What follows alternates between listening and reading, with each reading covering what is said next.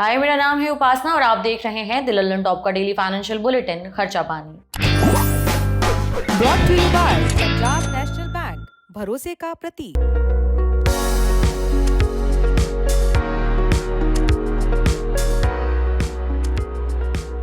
अमेरिकी राष्ट्रपति Donald Trump ने चीन के अलावा दूसरे देशों के लिए रेसिप्रोकल टैरिफ को 90 दिनों के लिए टाल दिया है।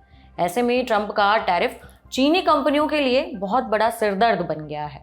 लेकिन भारत के लिए किसी लॉटरी से कम नहीं है ये मौका। जी हाँ, अमेरिकी टैरिफ से घबराई चीन की इलेक्ट्रॉनिक्स कंपनियां भारत की कंपनियों को अच्छा खासा डिस्काउंट ऑफर कर रही हैं। इससे हमारी आपकी मौज होने वाली है। आप सोच रहे होंगे कि वो कैसे, तो अगले 8-10 मिनट के लिए कुर्सी की पेटी बांध लें, क्योंकि आज हम आपको चीन की तरफ से मिले ऑफर और इससे आपकी क्यों मौज होने वाली है इसका पूरा कनेक्शन बताएंगे।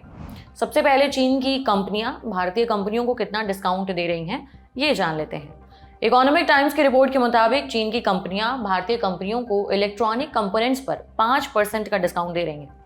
इलेक्ट्रॉनिक कंपोनेंट्स छोटे छोटे पार्ट होते हैं जो मिलकर किसी भी बड़े इलेक्ट्रॉनिक डिवाइस को चलाने का काम करते हैं या फिर उन्हें बनाते हैं। फिर चाहे वो हमारा आपका मोबाइल हो, टीवी हो, लैपटॉप हो या फिर फ्रिज या वॉशिंग मशीन, सोलर पैनल या फिर माइक्रोवेव ओवन में लगने वाली चिप या कोई दूसरा इलेक्ट्रॉनिक आइटम।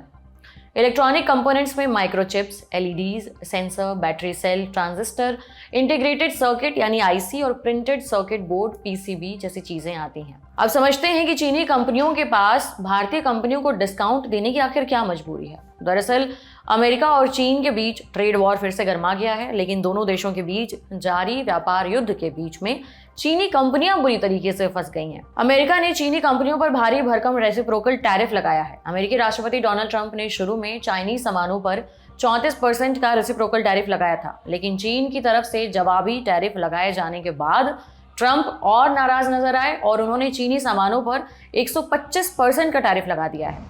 इसे और आसान तरीके से बताएं तो इसका मतलब हुआ कि अभी जो चाइनीज सामान अमेरिका में $100 का मिल रहा था, अब उसकी कीमत दोगुना से भी ज़्यादा बढ़कर $225 की हो जाएगी।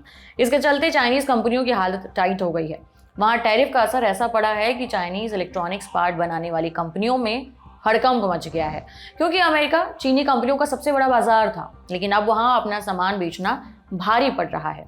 चाइनीज सामान महंगा होने से वहाँ चाइनीज कंपनियों की डिमांड घटी, चाइनीज कंपनियों के पास स्टॉक पड़ा है और गोदाम भर गए।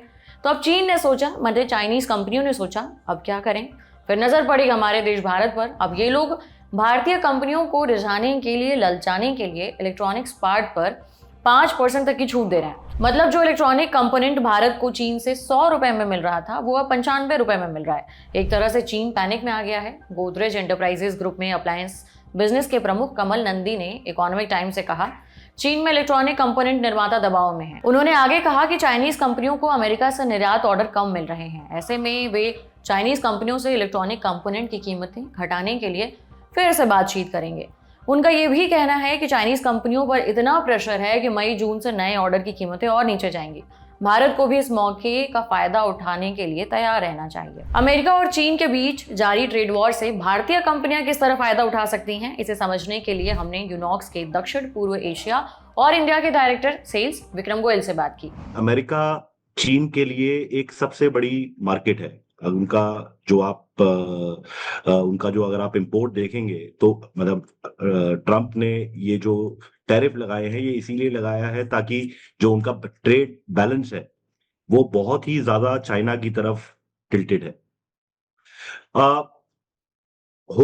इससे होगा ये कि चीन जो है अब नई मार्केट तलाश करेगा, भारत उसमें से एक बहुत बड़ी मार्केट उभर के आएगी। अब भारत को लुभाने के लिए चीन क्या करेगा, नई नई स्कीम निकालेगा। खासकर जितने भी जो भी यहाँ पर मैन्युफैक्चरर्स हैं उनको डिस्काउंट देगा, उनको कम सस्ते में अपना सामान बेचने की कोशिश करेगा ताकि वो अट्रैक्ट हो और चीन से ज्यादा माल खरीदें। इम्पैक्ट ये होगा कि जो कंपोनेंट्स इंडिया में अभी आते हैं जो कि अलग अलग सामानों में यूज होते हैं, चाहे वो वॉशिंग मशीन हो, चाहे वो मोबाइल फोन हो, चाहे वो टीवी हो, चाहे वो पीसीबीज हो, माइक्रोचिप्स हो, ये सारी चीजें जब भारत में सस्ते प्राइस पर आएंगी तो उसका हमें एक बहुत ही भरपूर फायदा होगा और वो कोशिश करेगा कि भारत जैसे देशों के ऊपर मैक्सिमम कंपोनेंट्स या मैक्सिमम जो सामान वो बना रहे हैं वो डंप करने की कोशिश करेगा। और जब वो डंपिंग होगी और हैवी डिस्काउंटिंग होगा, तो उसका जो डाउन साइड है वो ये हो सकता है कि जो हमारे यहाँ के लोकल मैन्युफैक्चरर्स हैं, जो यही सामान, चाहे वो वॉशिंग मशीन हो चाहे टीवी हो, वो पूरा हिंदुस्तान में ही बना रहे हैं, उन लोगों को इसका नुकसान हो सकता है। अब कुछ नंबर्स की बात करते हैं और जानते हैं कि भारत हर साल कितनी कीमत के इलेक्ट्रॉनिक कंपोनेंट्स विदेशों से खरीदता है। भारत में इलेक्ट्रॉनिक्स का बाजार बहुत तेजी से बढ़ रहा है। आर्थिक think tank global trade research initiative, short में GTRI को, जो उसकी ताज़ा रिपोर्ट है, वो बताती है कि फाइनेंशियल ईयर 2024 यानी 1 अप्रैल 2023 से 31 मार्च 2024 के बीच भारत का इलेक्ट्रॉनिक्स कंपोनेंट का आयात 36.7% बढ़ा है। इस दौरान भारत ने 34.4 अरब डॉलर कीमत के इलेक्ट्रॉनिक कंपोनेंट्स विदेशों से खरीदे हैं। आज की तारीख में रुपए में ये कीमत करीबन 2,96,000 करोड़ बनती है। कुछ और पीछे जाएं तो तब से लेकर अब तक भारत में इलेक्ट्रॉनिक कंपोनेंट्स की डिमांड काफ़ी बढ़ी है। GTRI के मुताबिक 5 साल पहले यानी वित्त वर्ष 2018-19 में भारत का इलेक्ट्रॉनिक कंपोनेंट्स आयात सिर्फ 15.8 अरब डॉलर का था, रुपए में करीबन 1,36,000 करोड़ रुपए। लेकिन अमेरिका से डिमांड न आने की वजह से अब चीनी कंपनियां सस्ते दाम पर अपना माल बेच रही हैं, तो ये आयात और बढ़ा सकता है और हमारी कंपनियां इसका फायदा उठा सकती हैं। बता दें कि 8 अप्रैल 2025 को भारत सरकार ने electronics component manufacturing scheme launch की है। इसके बाद भारत में इलेक्ट्रॉनिक्स कंपोनेंट बनने में तेजी आएगी। India cellular and electronics association ने वित्त वर्ष 2030 तक भारत में इलेक्ट्रॉनिक्स कंपोनेंट का बाजार करीबन 20 लाख करोड़ से 21 लाख करोड़ के आसपास पहुंचने का अनुमान दिया है। भारत अगले 4-5 सालों में घरेलू स्तर पर 12 से 13 लाख करोड़ की कीमत के इलेक्ट्रॉनिक कंपोनेंट्स का उत्पादन करने का लक्ष्य लेकर चल रहा है। अभी भारत अपनी जरूरत का करीबन 80% इलेक्ट्रॉनिक कंपोनेंट्स विदेशों से, खासतौर से चीन और हांगकांग से खरीदता है। फिलहाल Bharat chips, compressor, open cell television panel, printed circuit board, battery cell, display module और कैमरा मॉड्यूल वगैरह का आयात करता है। भारतीय कंपनियां चीन से इलेक्ट्रॉनिक पार्ट्स क्यों खरीदती हैं, क्या उन्हें सस्ता मिलता है और क्या सरकार की नई स्कीम से भारत में इनकी मैन्युफैक्चरिंग बढ़ेगी, इसे समझने के लिए हमने बातचीत की एक्सपर्ट से। एक, चीन में जो सामान निर्यात होता है वो सस्ता होता है, तो और दूसरा जो जो टैक्सेस हैं, जो अभी तक भारत और चीन के बीच में जो टैरिफ टैक्सेस हैं वो भी काफी कम है, तो वो उनके लिए बहुत बहुत फायदेमंद रहता है। जहां तक सवाल रहा, हमारी हमारी सरकार भी इस दृष्टि में कई कदम उठा रही है। जैसे उन्होंने एक स्कीम लॉन्च करी है अभी थोड़े दिन पहले ही, call electronic component manufacturing scheme भी लॉन्च करी है, जिससे कि वो चाहते हैं कि ज्यादा से ज्यादा जो सामान है वो चीन से ना मंगवा कर वो भारत में ही उसको इंकरेज करें हमारे लोकल मैन्युफैक्चरर्स को कि वो ये यहीं पर ही बनाएं। भारत के लिए मेरे हिसाब से ये बहुत ही सुनहरा अवसर है जहां पर वो अपनी लोकल मैन्युफैक्चरिंग को बूस्ट कर सकते हैं। अब बात करते हैं आपके फायदे की, यानी कंज्यूमर्स को क्या फायदा होगा। इकोनॉमिक टाइम्स की रिपोर्ट बताती है कि टीवी, फ्रिज और स्मार्टफोन बनाने वाली कंपनियों का कहना है उनके लिए चीन का ऑफर काफी फायदे का सौदा है। चीन से सस्ते पार्ट्स मिलने से मोबाइल, टीवी, फ्रिज और दूसरे इलेक्ट्रॉनिक आइटम बनाने में मुनाफा बढ़ेगा। कंपनियों का कहना है कि चीन से सस्ता पार्ट्स मिलने पर उन्हें 2 से 3% की अतिरिक्त बचत होगी। इसका फायदा वो देर सवेर अपने ग्राहकों तक पहुंचाएंगी।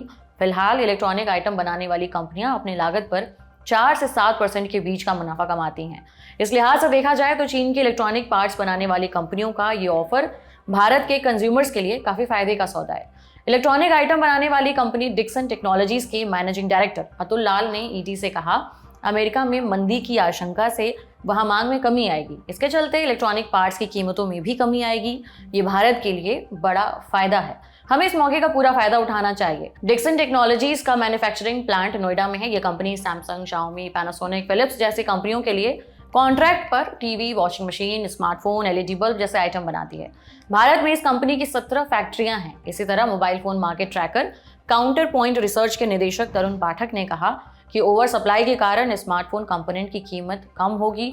उनका कहना है कि भारत में इस्तेमाल किए जाने वाले लगभग 75% स्मार्टफोन के पार्ट्स चीन से मंगाए जाते हैं। क्या यूनॉक्स भी अपने ओवन के दाम कुछ घटाएगी, इस बारे में भी हमने एक्सपर्ट से बात की। जहां तक बात रही खाने के इक्विपमेंट्स की, खासकर हमारे ओवंस की, तो हमें जनरली इस पे इतना इम्पैक्ट नहीं है, क्योंकि हमारा ब्रांड जो है, अगर मैं अपनी बात करूं तो हमारा ऑलमोस्ट 97% जो हमारे मशीन है उनके कंपोनेंट्स वगैरह जो हैं वो हम खुद ही निर्यात करते हैं यूरोप में ही। तो हमारा चीन के ऊपर जो डिपेंडेंसी है वो काफी कम है इन चीजों के लिए। हाँ, लेकिन अगर मैं अपनी कंपनी को छोड़ के इन जनरल बात करूं फूड इंडस्ट्री में, तो इंडस्ट्री के अंदर कई सारी ऐसी मशीनें हैं जो भारत चीन से इस समय निर्यात करके यहाँ पर हिंदुस्तान में मंगवाते हैं और बेचते हैं। तो हाँ, उसके ऊपर एक इम्पैक्ट हो सकता है, एक पॉजिटिव इम्पैक्ट हो सकता है कि चीन से मंगाया हुआ सामान जो है वो हिंदुस्तान में सस्ता हो। लेकिन उसमें भी मेरे को लगता है कि कई कठिनाइयां हो सकती हैं, क्योंकि अभी आपने देखा होगा जैसे भारत सरकार ने BIS जिसे कहते हैं सर्टिफिकेशन, उसको काफी कड़ा कर दिया है और कंपनीज को मैंडेटरी कर दिया है कि वो BIS लेना ही पड़ेगा।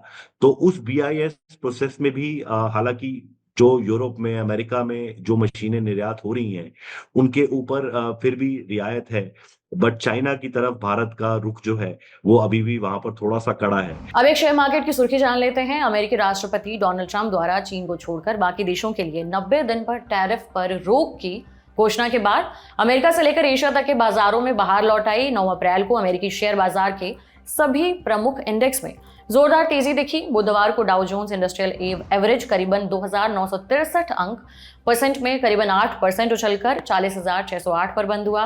इसी तरह S&P 500 इंडेक्स 474 अंक परसेंट में करीबन 9.5% बढ़कर 5,457 अंक के लेवल पे पहुंच गया।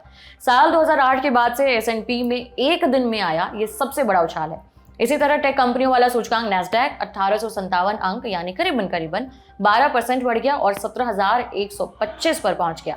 जनवरी 2001 के बाद से यह सबसे बड़ी बढ़त थी। नैस्डैक में आई इस जोरदार तेजी के बाद एप्पल, एनवीडिया जैसे कंपनियों के शेयर 22% तक उछल गए। अमेरिकी बाजार में इस तेजी के बाद 10 अप्रैल को एशियाई बाजारों में भी रौनक लौट आई। आज जापान का बेंचमार्क इंडेक्स निकेई 225 अंक परसेंट में 9% बढ़कर 34,609 पर बंद हुआ। वहीं दक्षिण कोरिया का कॉस्पी इंडेक्स 6.6% बढ़कर 2,445 पर बंद हुआ। ऑस्ट्रेलिया का S&P 200 करीबन 5% चढ़ गया, जबकि हांगकांग का हैंग सेंग इंडेक्स 2% और चाइनीज बाजारों में करीबन 1.5% का उछाल देखने को मिला। महावीर जयंती के चलते 10 अप्रैल को भारत का शेयर मार्केट बंद था, इसलिए 11 अप्रैल को भारतीय बाजारों में शेयर जोरदार तेजी की उम्मीद है। बहरहाल आज के बुलेटिन में इतना ही। इसे लिखा था हमारे साथी प्रदीप यादव ने, लेकिन जाते जाते एक जरूरी सूचना आपको बता देते हैं। आपका पसंदीदा शो खर्चा पानी, अब इसका टाइम बदल गया है। सही सुना आपने, अब यह धमाकेदार शो आपको फिर से शाम को ठीक 7 बजे मिलेगा। लेकिन अभी आप आज का एपिसोड अच्छे से एंजॉय कीजिए और अपनी राय हमें कमेंट बॉक्स में जरूर दीजिए। अगले एपिसोड तक अपना ख्याल रखिए। देखते रहिए लल्लन टॉप। शुक्रिया।